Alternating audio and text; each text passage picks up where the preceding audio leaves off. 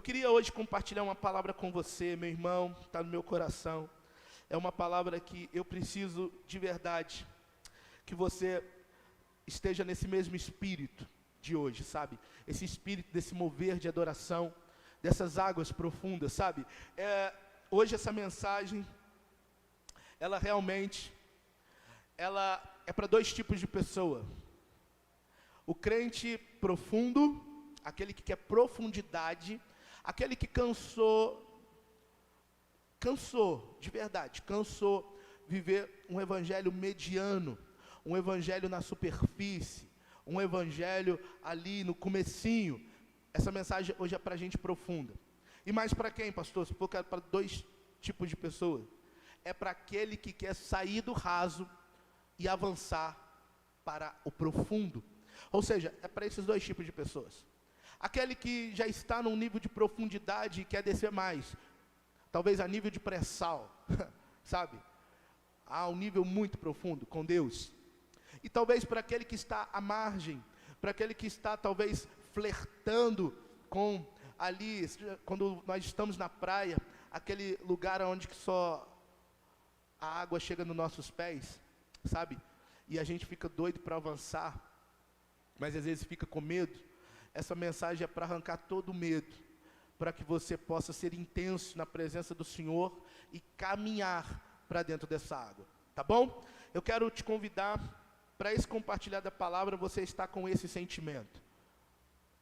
Agora, enquanto você procura aí na sua Bíblia, Mateus capítulo 16, verso 25.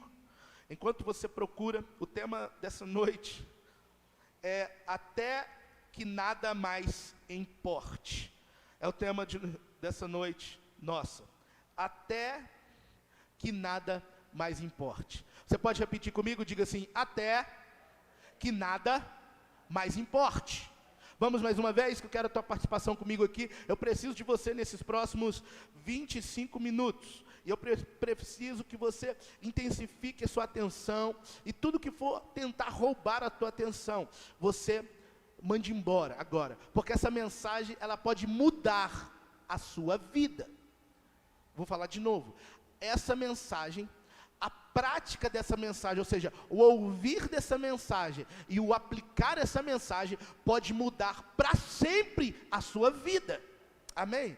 Então diga assim comigo: até que nada mais importe.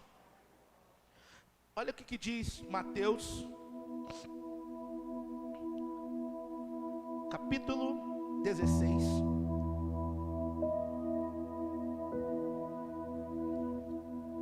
Versículo 25. Sabe que essa mensagem, como ela ministrou no meu coração? Como ela ministrou no meu coração? Por isso do tema, até que nada mais importe. Talvez se você tiver aí com a sua Bíblia de papel, você quiser anotar no canto desse versículo, essa compreensão que você vai ter hoje sobre até que nada mais importe, é muito importante. Talvez se você pode talvez colocar o teu celular aí no modo avião, abrir o bloco de notas, vai ser muito poderoso se você conseguir compreender as verdades de hoje, que nós vamos compartilhar com você. Diz assim a palavra do Senhor: porque aquele que quiser salvar a sua vida, perdê-la-á. E quem perder a sua vida por amor de mim, achará. Isso aqui são palavras de Jesus. Vou ler novamente. Olha que legal. Aqui está numa outra versão, mas a compreensão é a mesma. Porque aquele que quiser salvar a sua vida, perdê-la. E quem perder a sua vida por amor de mim, achará. Feche teus olhos. Pai, muito obrigado pela tua palavra. Pai, ilumina os olhos do nosso entendimento.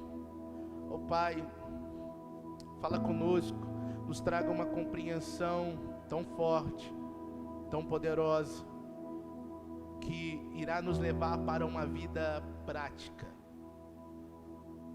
Essa é a nossa oração, que pedimos ao Senhor, nos esconda atrás da tua cruz e ministre ao nosso coração, ó Espírito Santo.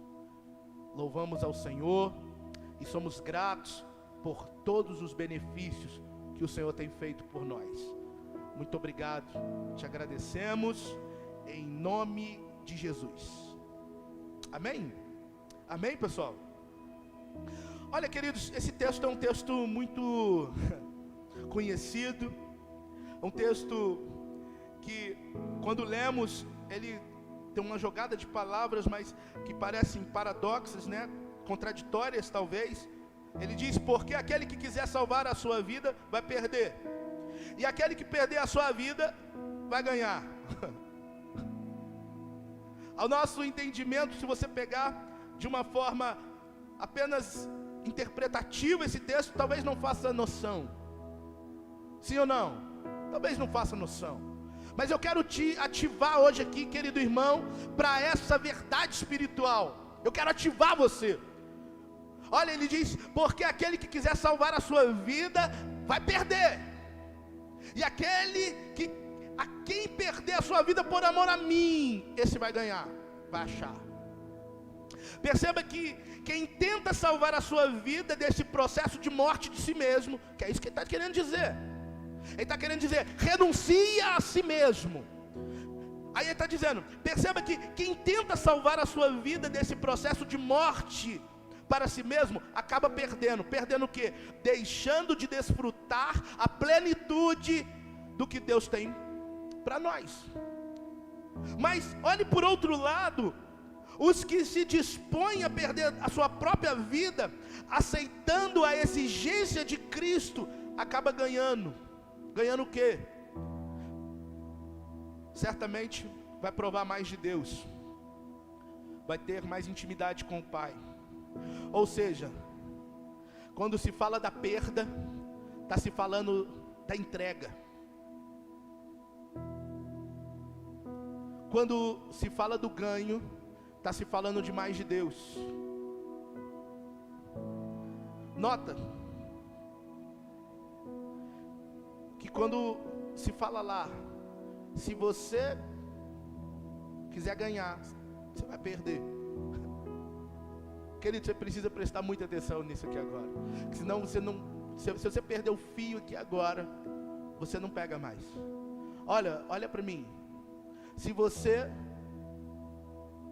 quiser ganhar, você vai perder. E se você perder por amor a mim, você vai ganhar. Nota que esse ganho, que fala assim, ó, se você quiser ganhar, está relacionado à tentativa de escapar da cruz. A gente tenta, vez por outra, arrumar as coisas do nosso jeito. A gente tenta, vez por outra, fazer da nossa maneira.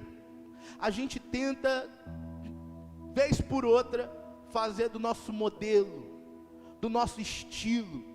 E é isso que ele está falando. A gente tenta, vez por outra, escapar da cruz, escapar do confronto, escapar daquilo que Deus nos chamou, que é falando: filho, pega a tua cruz, toma ela e segue. Esse ganho é isso. Porém, o que se torna, ele se torna perda. Porém, a perda, que é eu preciso ter uma vida mais ativa com Jesus, ele se torna um ganho, que é um nível de intimidade maior e mais elevado com Cristo. E detalhe, eu vou te falar, querido irmão, esse nível mais elevado com Cristo, ele vai te levar para o céu.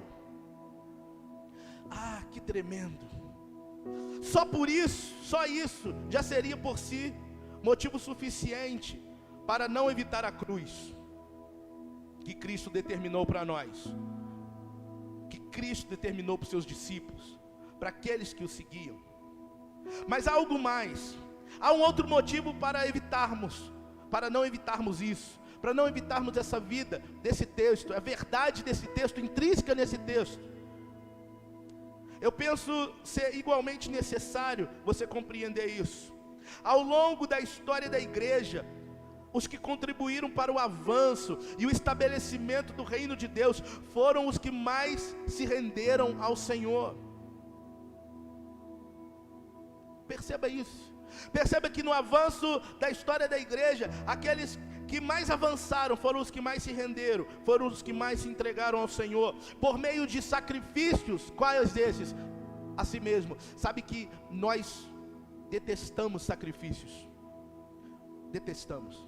Tudo que gera sacrifício para o nosso corpo, para a nossa carne, nós tentamos evitar, porque a nossa carne ela tende a querer lugar confortável, não só algo no corpo, mas também na mente.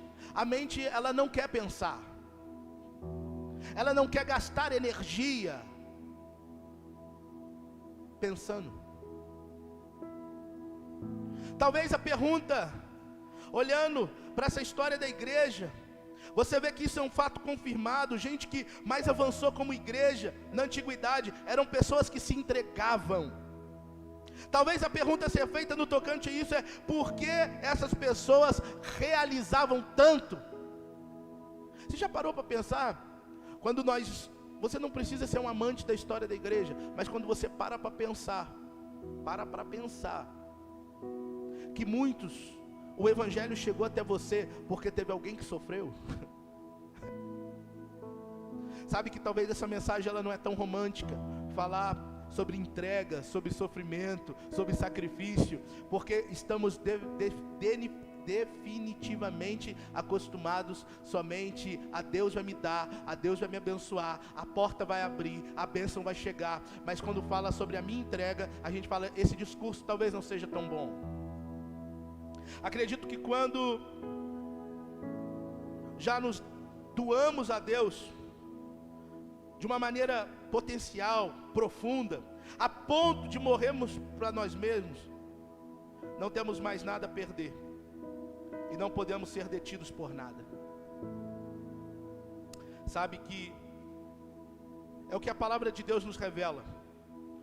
O livro de Apocalipse, sabe que no capítulo 12, no verso 11, diz assim: eles, pois, o venceram por causa do sangue do Cordeiro. Ou seja, está falando sobre os cristãos vencedores. Note, querido, isso é muito profundo. Ele não está falando somente sobre os salvos.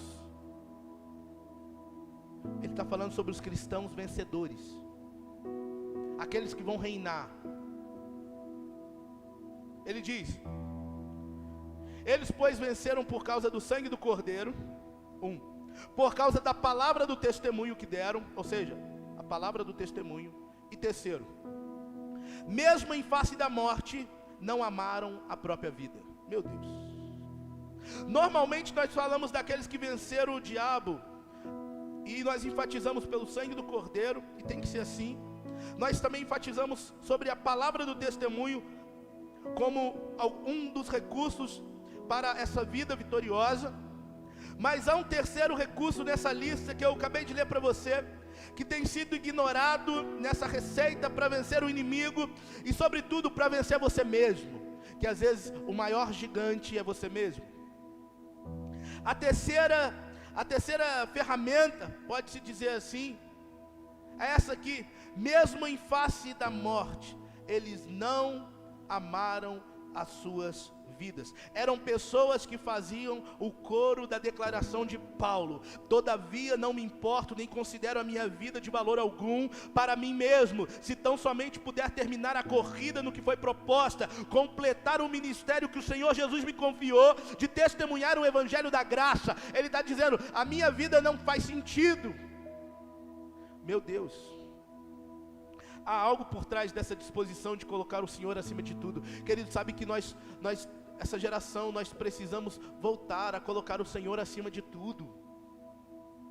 Meu Deus, a gente precisa, querido, de verdade, ter essa disposição no coração, de colocar o Senhor acima de tudo nas nossas vidas, de chegar ao ponto de que nada mais importa. Por isso que o tema dessa mensagem é esse: nada mais importa. Nós precisamos trazer essa consciência ao nosso coração de que nada mais importa, a não ser a presença do Senhor. A não ser a obediência à voz do Senhor, nada mais importa.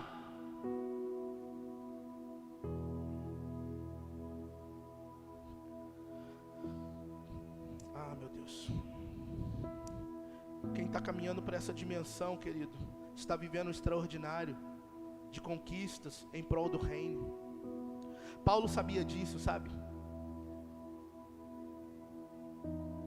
Sabe que muitos dos que ajudaram a escrever a história da igreja de Cristo na terra também demonstraram na prática, por declarações, que entendiam esse princípio, que nada mais importa. Sabe que certa vez um grande avivalista, um ícone do reavivamento da Inglaterra, do século XVIII, sabe o que ele disse? Ele disse o seguinte: Senhor, dai-me 100 homens que odeiam o pecado e não desejam mais nada além de ti, que eu abalarei o mundo. Olha o que ele está dizendo: Senhor, me dá 100 homens que odeiam o pecado e que não amem nada além de ti. Meu Deus, querido, precisamos caminhar para esse entendimento. Sabe que as distrações, as coisas, sabe que tem tentado nos roubar de Deus? Gente, eu estou falando isso como um pastor que entende o que está acontecendo e consegue ter discernimento daquilo que está acontecendo. As coisas estão roubando as pessoas de Deus. As coisas, que coisas? Várias coisas. Casa, carro, moto, casamento, filho, emprego, posição social, mídia, estão roubando as pessoas de Cristo. Por quê? Porque Cristo virou segundo plano, e nós precisamos caminhar com essa verdade no coração. É o texto que está dizendo. Nós precisamos considerar por um instante que os mártires da igreja, que ao longo da história deram as suas vidas por amor de Cristo, foi por isso que o evangelho chegou a nós. Nem todo cristão, é lógico, tem que saber ou ser amante da história, mas eu penso que esse assunto merece um pouco mais de consideração nos nossos dias. A igreja de Cristo foi edificada com o derramar não somente do suor, da labuta de muitos obreiros, mas ela também foi com sangue. Muitos que literalmente se sacrificaram pela causa do evangelho. Meu irmão, você está disposto a sacrificar pela causa do evangelho? Não, eu não quero que você responda, eu quero que você medite. Você está disposto? Olha para cá, existe uma disposição no seu coração de se sacrificar pela causa do evangelho? Essa pergunta precisa mexer com você. A geração atual talvez não entende essa dimensão desse compromisso, muito menos a nobreza espiritual daqueles crentes. Sabe, eu gosto da definição do livro de Hebreus, que fala sobre alguns que o mundo não era digno. Hebreus fala isso no seu capítulo 11, verso 38. Sabe, se a Bíblia declara que a forma de alguns crentes vencer o diabo foi mesmo a face da morte, que é o que acabei de ler em Apocalipse 12, pressupõe que Satanás, o nosso adversário, o nosso inimigo, ele estava por trás dessas ameaças. Sim, ameaças de morte, e muitas das vezes até a execução desses crentes. Porém, vale a pena questionar o seguinte: por que o diabo tentaria levar à morte crentes, homens de Deus? Por quê? Se talvez ficaria mais fácil se o mundo não tivesse eles. Já parou para pensar isso? A história, mas o diabo, ele é muito astuto, porque ele sabe que a história comprova que um martírio somente fortalece a causa. Quanto mais matavam judeus, mais judeus nasciam. Quanto mais perseguiam o povo de Deus, mais o povo de Deus prosperava. Quanto mais atacavam os cristãos, mais Cristo era difundido. Quanto mais perseguia Cristo, mais o nome dele era exaltado, o nome dele era entronizado, o nome dele era conhecido, o nome dele era expandido. Quanto mais a perseguição acontecia. Mas eu, pastor, então não estou entendendo o que você está querendo dizer. Eu estou querendo dizer que Satanás, ele é astuto e ele faz o seguinte: ele opera num outro nível. Ele opera num outro nível. Que nível é esse? O nível da intimidação. Tem muito crente com medo da morte. Gente, eu estou falando, eu converso com pessoas, crentes, eles têm medo de morrer. Tem medo de morrer. Eles estão desesperados. Desesperados. Sabe que hoje, incrível que pareça, eu estava com a minha esposa lá sentado no sofá, e ela me mostrou um Reels lá do Instagram de uma influencer. Eu não sei nem o nome dela, nunca tinha visto. E essa influencer, ela falou que ela tem postado, ela tem 2.400.000 seguidores. 2 milhões de seguidores. Ela tem postado sobre a volta de Jesus. Ela tem falado sobre a importância de se alinhar o coração para a volta de Jesus. E sabe o que ela disse? Pasmem. Ela falou que recebeu no vídeo dela um comentário seguinte: para de falar sobre isso. Isso deixa a gente muito ansioso, deixa a gente com medo, deixa a gente cismado. Para com isso. Isso não é bênção, Deus não quer isso.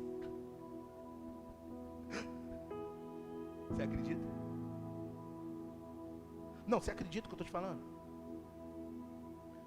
Ela está dizendo que alguns seguidores que conhecem sobre Cristo e falaram o seguinte para ela: não foram haters, não, foram seguidores dela. Não faz isso não, porque isso está gerando a gente muita ansiedade, a gente está ficando com medo, porque é um assunto muito, muito tenebroso. A volta de Jesus.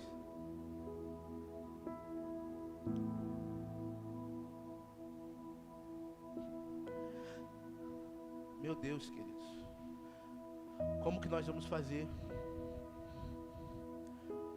Existe uma igreja que já não anseia mais pela volta de Jesus. Ela, meu Deus, ela está muito cheia de terra. Estava conversando com um pastor amigo meu, e a gente ficou 1 hora conversando, e no final um orou pelo outro, e ele falou assim: pastor, eu tenho notado que as pessoas, quando a gente fala de céu, elas estão muito interessadas em ficar aqui na terra. Aqui na terra. Como assim, pastor? Exemplo, elas falam o seguinte: Maranata, volta Senhor Jesus. Mas não volta agora não. Olha para mim, querido, o que eu estou falando é muito sério. Está falando assim: Jesus volta, mas volta na próxima geração. Sabe por quê? Eu ainda não tive filho. Eu quero ter filho.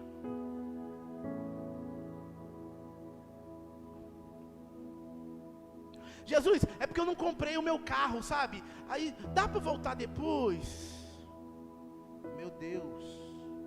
Jesus, eu não casei, eu não comprei apartamento ainda. Sabe como é que é, né? O senhor está voltando, e já como o senhor está voltando desde a época que meu pai era crente, não dá para o senhor voltar depois, não.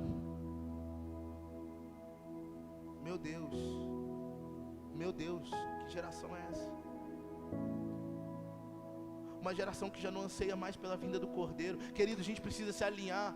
E a presença do Senhor, o que é o céu? O céu não é um lugar geográfico, um lugar físico somente. O céu é onde Jesus está, é ansiar pela presença do Senhor. Será que, sabe, gente, pelo amor de Deus, estava hoje falando com a pastora Érica. Tem irmãos tão queridos que oram por nós. Nós queremos ter filho, mas eu vou te falar, eu sou mais Jesus voltar. Eu quero deixar claro. Pastora Érica, as irmãs estavam orando com ela, e que coisa linda é ver os irmãos em comunidade. Mas deixa eu te falar, Senhor, pode voltar agora. Eu tô feliz. Ah, mas eu não viajei para a Europa, para Cancún, eu não viajei, eu tenho muita coisa para fazer ainda nessa terra. Pastor, eu nem formei, eu estou no 10º período, eu vou formar. Deus, volta depois que eu formar, depois de 1 ano e meio, quando eu já estiver fazendo pós. Pelo amor de Deus, converte. Alinha de novo o seu coração, as coisas que realmente fazem sentido. Gente, precisamos amar esse Deus, de colocar Ele em primeiro lugar, até que nada mais importe. Paulo, ele fala assim, a minha vida eu tenho ela como esterco. Mas não, parece que essa geração, ela quer viver aqui nessa terra eternamente. Não faz sentido. Sabe, querido, que eu tenho olhado para o Senhor e falado, Senhor, se eu viver nessa terra e não tiver propósito, não faz sentido eu estar vivo. Eu vou ficar fazendo o que aqui? Me leva para morar então com o Senhor. Eu não estou falando sobre um desejo de morrer, porque ninguém quer morrer, eu também não quero. Eu quero subir com Jesus, eu quero participar do rapto. De quando Ele vier buscar a igreja dEle, e a palavra fala que será como o relâmpago. Meu Deus, será que a gente precisa voltar esse coração de querer Jesus mais do que a casa própria? Nada contra a casa própria é bênção. Sabe, o carro é bênção e tomara que você tenha, porque se você tiver muito fruto, o nome do Senhor é glorificado, mas nada disso, Ele sobrepõe a presença do Filho de Deus. Meu Deus, olhar para crentes que estão com medo de morrer, sendo que aquele que nós servimos já venceu a morte. Olha o que o texto de Hebreus diz, portanto, visto que os filhos são pessoas de carne e sangue, Ele também participou dessa condição humana, para que por sua morte derrotasse aquele que tem o poder da morte, isto é, o diabo, e libertasse aqueles que durante toda a vida estiveram escravizados pelo medo da morte.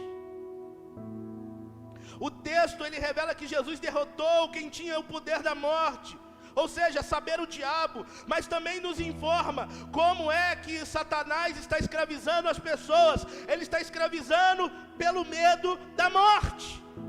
Embora tivesse o poder da morte, a escravidão do maligno não era imposta simplesmente pela morte, mas era pelo medo. O que isso significa? Que o diabo não consegue dominar quem não tem medo da morte.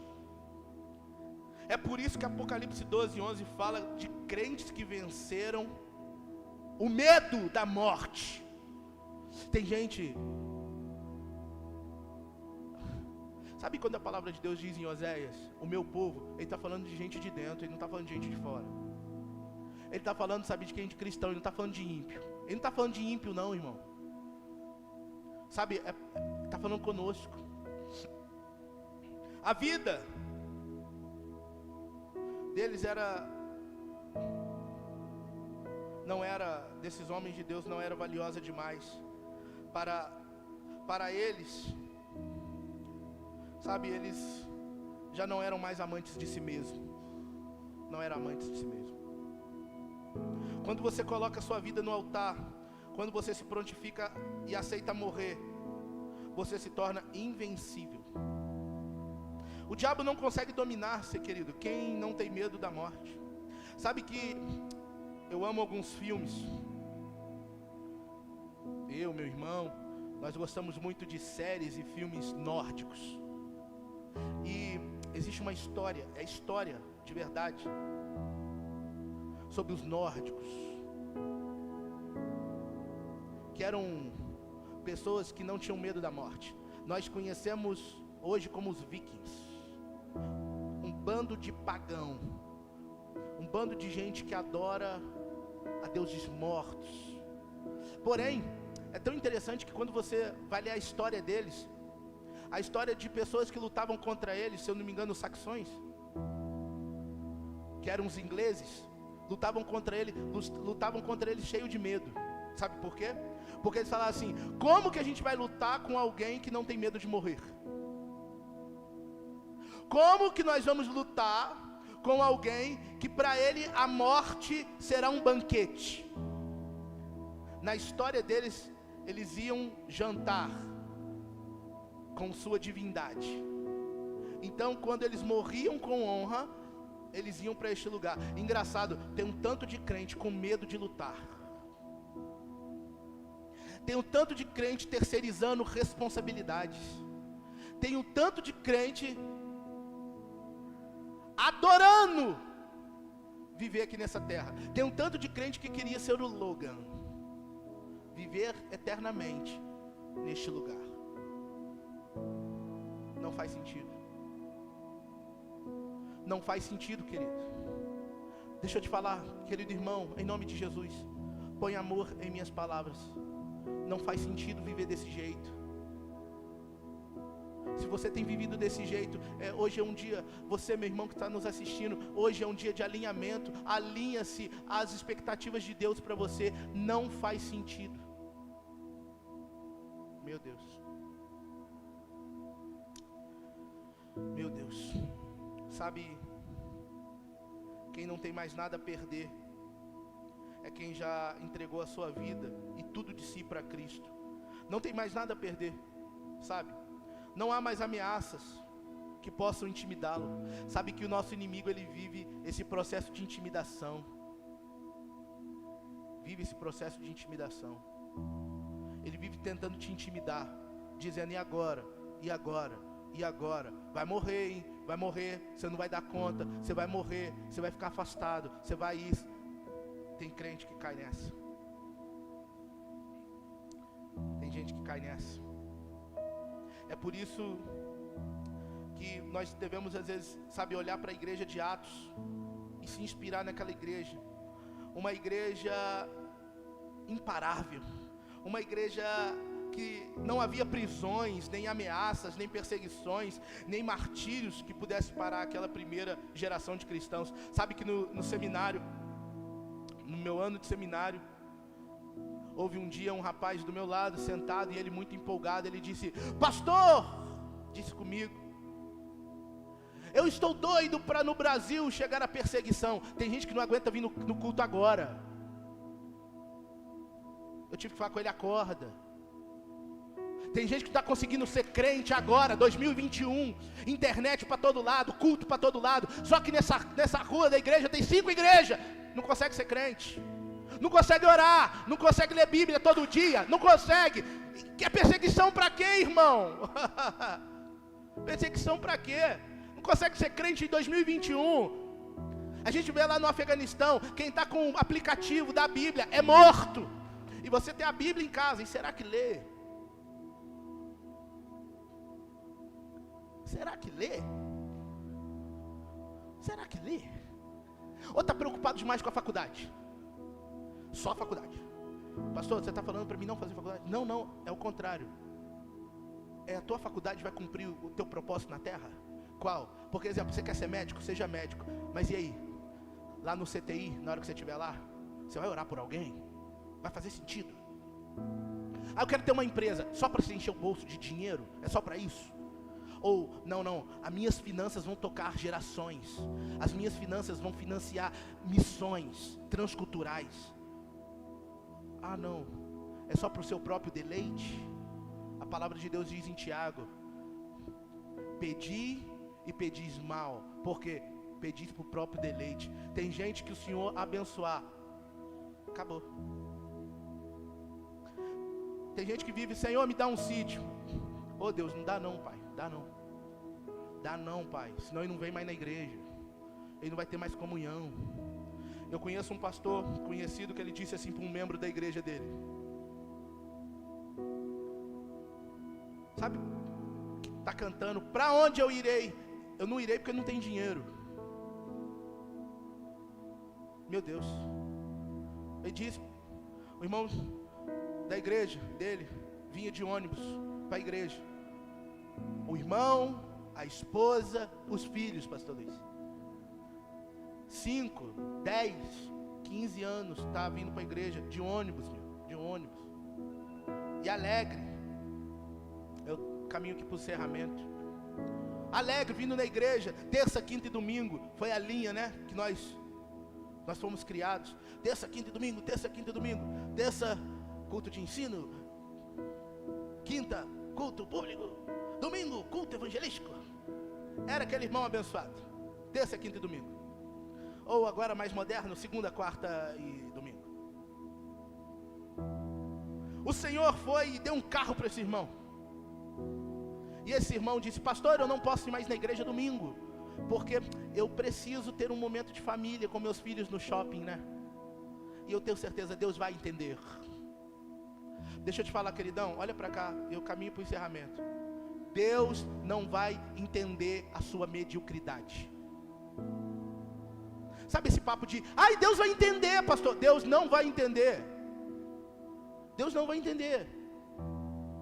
Sabe os meus atrasos, os seus atrasos na vida, com as coisas de Deus?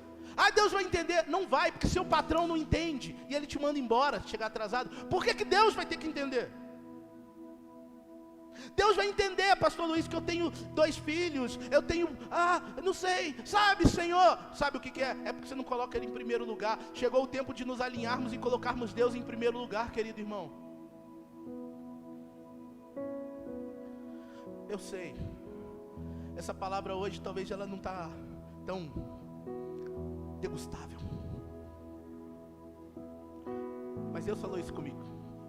Éber.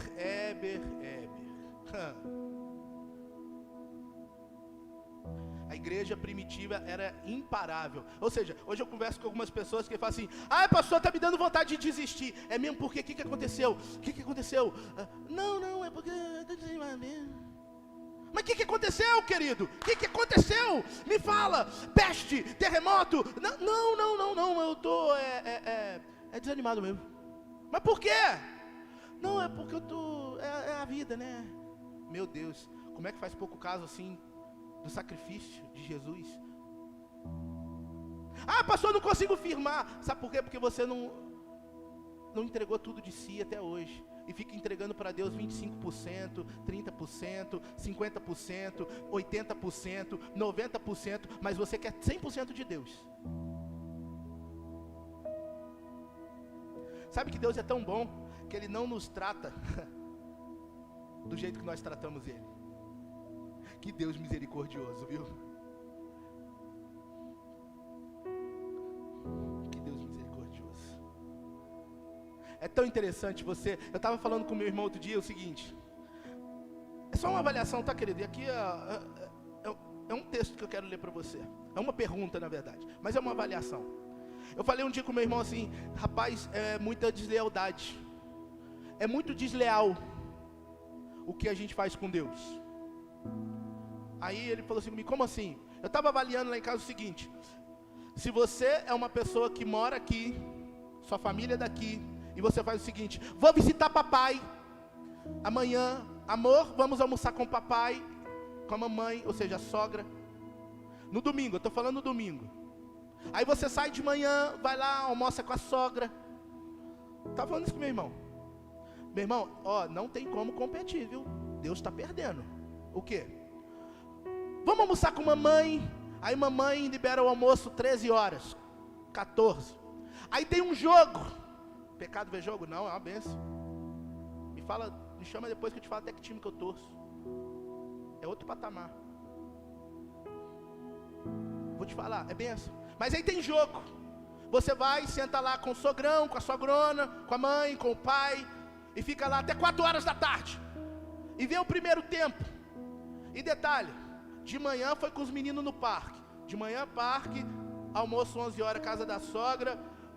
Aí a sogra liberou o almoço lá para 1 e pouca, quase 14, 15 horas, 16 horas tem um futebol, Brasileirão, aí o culto é 18, aí você está cansado, pregado, todas as suas energias, você vem para o culto e dorme, 18 horas, não dá para competir mesmo não, irmão, porque você decidiu só entregar o bagaço, só o resto, e engraçado, que depois quer tudo de Deus. Sabe que a gente precisa alinhar, querido, meu nosso coração. Queridos, em nome de Jesus, nós precisamos alinhar o nosso coração, porque é uma competição desleal. Eu fico o dia todo fazendo as minhas coisas, quando é tempo de fazer as coisas do Senhor, eu entrego o resto para Ele, e fico: Senhor, por favor, me abençoa, larga de ser mendigo. evangelho de mendigo, só esperando o que Deus pode te dar. Não pelo aquilo que Ele é. Não, dá vontade de chorar, gente. Dá vontade de chorar o que a gente faz com o Senhor. Dá vontade de chorar. Como que a gente entrega o nosso resto para Ele? Como que a gente faz isso? Um Deus que entregou tudo por nós. Por que a gente faz isso, gente?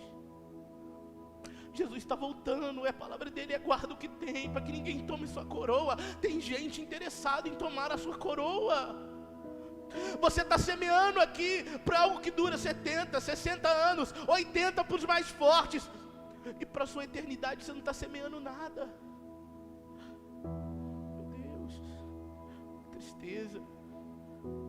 Que tristeza viver um evangelho assim. Que Deus precisa me dar para mim servi-lo, porque se um dia eu encontrar alguém que me entregue mais do que Deus, eu vou servir Ele, porque nunca teve um encontro com Jesus. E talvez hoje é o dia da gente ter um encontro com Jesus, sabe, particular, nosso, você e Deus, de falar: Senhor, eu preciso me alinhar. Qual é o seu nível de rendição e entrega que você já alcançou com esse Deus? Você já se dispôs ao mais profundo nível de doação a Deus? Ou sua vida ainda é muito valiosa demais aos seus próprios olhos? Será que sua vida ainda é valiosa demais para você mesmo? Nós de verdade precisamos alcançar a dimensão de entrega e de rendição, em que nada mais importe, nem mesmo a nossa própria vida.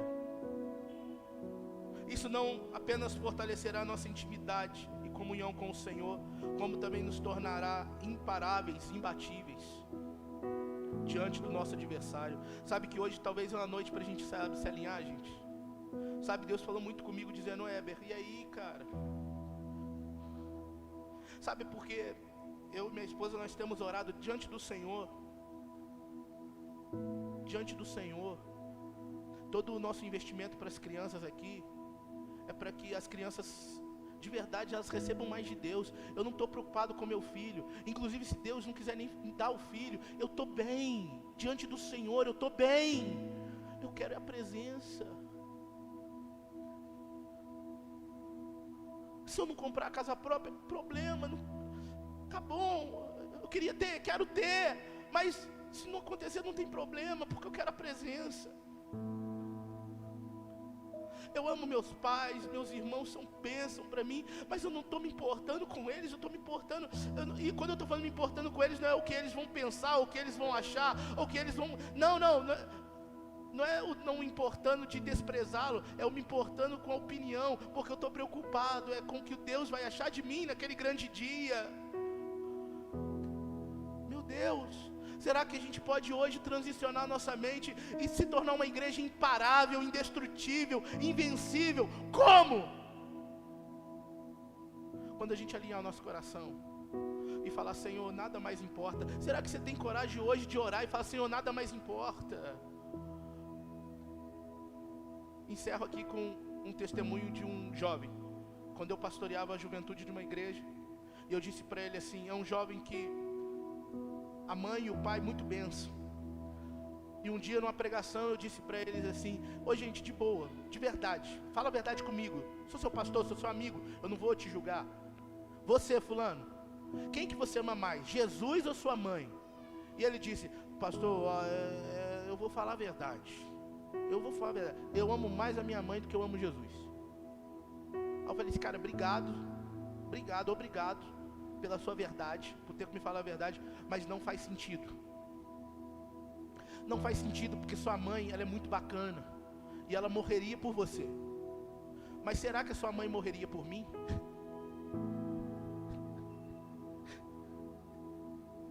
Será que sua mãe morreria pelo Fernandinho Beiramar? Será que sua mãe morreria por um assaltante? Será que sua mãe morreria por um que se diz ateu? Não, certamente ela não morreria. Por isso que Jesus é maravilhoso. Por isso que não existe nada melhor do que a presença dEle. Por isso que nosso coração precisa estar anelante. Nós precisamos aguardar e ansiar a vinda do Senhor, porque essa terra não faz sentido, estar nessa terra não faz sentido. Se não for para glorificar o nome do Senhor, não faz sentido, gente, em nome de Jesus, não faz sentido. Viver nessa terra, se não for para glorificar o nome do Senhor, se não for para cumprir o propósito dele nessa terra, não faz sentido viver aqui nessa terra. Tem pessoas preocupadas demais com as coisas, há muita terra nela. Mas é meu desafio para você: como tem sido a sua entrega para Deus? Você ainda anseia pela volta do Senhor? Ou você quer ter filho primeiro? Você quer ir para a praia primeiro, ir para Disney primeiro, antes de o Senhor voltar? Não, Senhor, não volta agora não, porque eu tenho que ir para Disney. Eu vou juntar aqui 24 meses e eu vou para Disney. Volta depois que eu for para Disney. Meu Deus.